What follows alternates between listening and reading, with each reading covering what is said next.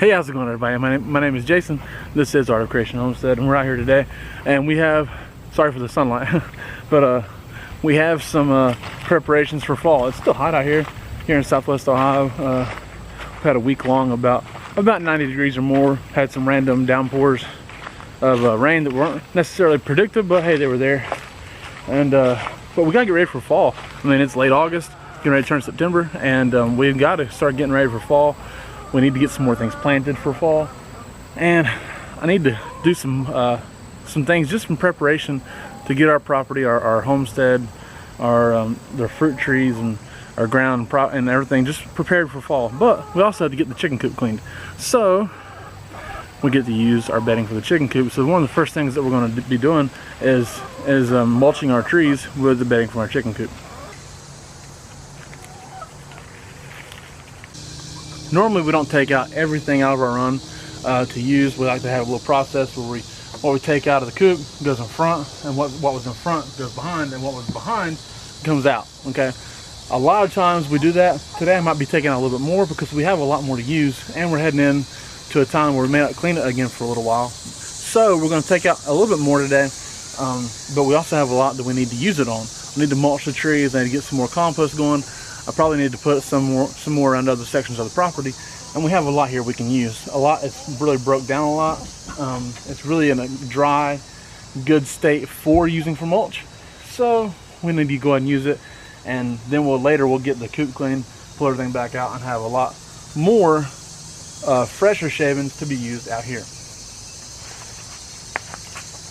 These chickens are way too trusting. I'll be raking through here, throwing the rake down to start scraping, and they put their little heads down right next to it because they think, oh, he's not going to hurt me. Well, if you put your head in the way, I might accidentally hit you. So at this point, a lot of times I'll just have it raked up here. You can see, got a pile raked up right there, and I'll take it from here, put it into our dump cart, as you can see here.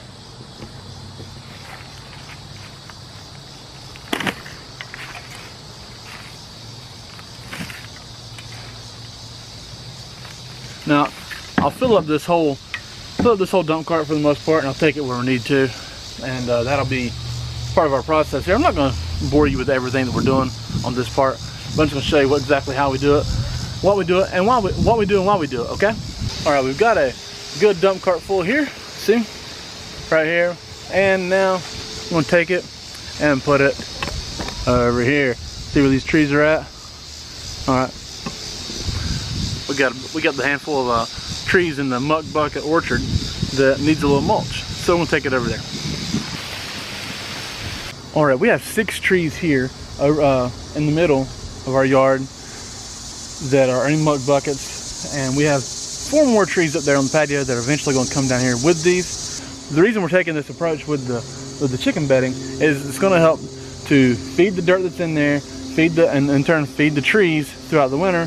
And it's going to help retain moisture, just keep them healthier overall. Obviously the bedding has got chicken manure in it, and so it's got chicken manure, and everything's going to come from that. It's going to feed the soil, feed the trees, retain moisture, help them out through the fall and winter months, and then give them a good start into the spring. All we're going to be doing is taking the shovel, putting it in each one, and now we gotta be careful not to put it up too high, because right here we had this graft point. Okay, we talked about this in the video where we planted these trees. If you want to see that video, we're going to link it up here at the top of your screen. But we can't cover that graft point because it'll make it start to put offshoots down here at the bottom from the parent stock. But with this bedding, we do want to kind of put it up to this point, because the bedding will drop down and shrink down and begin to break down. So if we put it up to here, it'll drop down to about right here once it gets moist. Also, I did go ahead and water all these trees really well before I started to this point. That way water is already in the dirt. Being in containers, they're going to have trouble keeping moisture, especially in this heat, what we have right now. But direct sun will warm up these containers to the point that it starts drying the dirt down below. So we gotta get them wet now, put this bedding on top, and then wet down that bedding really well as well. So I'm gonna keep doing this, getting these things done, And then I'm gonna water them. Then I'm gonna water them down if I can keep from kicking my dump cart away from me, which I just did. Okay, and now as you can see here, I pretty much took care of all the mulch inside this dump cart. What's left here, we're gonna take and put it on next around our cherries. But over here, you can tell, you know, you got a lot of really nice. It's a really nice mulch that's broke down. Look at that. That all used to be pine shavings, and we just put it around all of our trees real well. You can tell we got a nice mulch around them all. To me, that's very impressive that all that used to be pine shavings, but because it's been in the chicken coop, being scratched up, pooped in, you know, but being broke down by the chickens, it really is going to serve the benefit of the chickens because it gives them a good deep bedded area that's not full of mud and junk, and it gives them a good environment there. And when they're done with it, it gives us a good environment for our apple trees and for our peach trees and everything else that's inside these buckets. Now this is our compost pile right here that we use to fill our beds with every year and to put in some of our deep containers that we use. This is a very important process that we do here. Honestly, it reuses our waste, the things that we've already used, our chicken bedding, some food scraps, some shells that you see here from different peas that we shell out. So we put all these things in there and we break it down over the course of the year and use it next spring for our garden. So this can go on there, and it's shrinking down on us because it is breaking down and the chickens get in here, scratch it up and spread it out. So I need a little bit more. I've got another dump cart full of bedding here, and we're gonna take and bury this and then spray it down because water activates the breaking down process. Really don't know if I need another full dump cart on top of this, but I am gonna get quite a bit of it on there. It's very important that we do this now so that we have a lot of natural heat and sun to help get this thing started, because it's not going to break down as much in the winter time. It may do some, but it's not going to do much. And there's a lot of things in here already that we're trying to get to break down. It has it completely because the chickens keep uncovering it. But those the pink eye purple hole shells and the white Dixie butter pea shells that we put in here, those will break down very easily, and do help create a nice rich soil or compost for our beds next year.